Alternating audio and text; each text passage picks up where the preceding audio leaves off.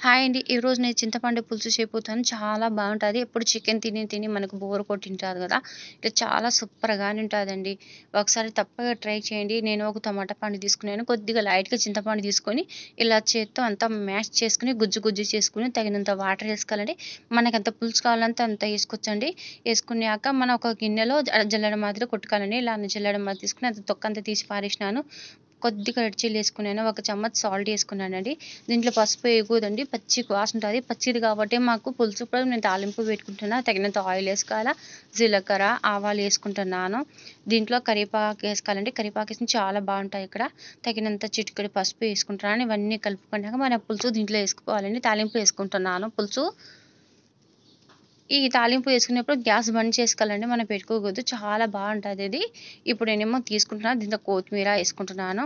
Onion ఏసుకుంటున్నాను. ఒకసారి తప్పక try చేసి నాకు కామెంట్‌లో చెప్పండి ఎలా ఉందో.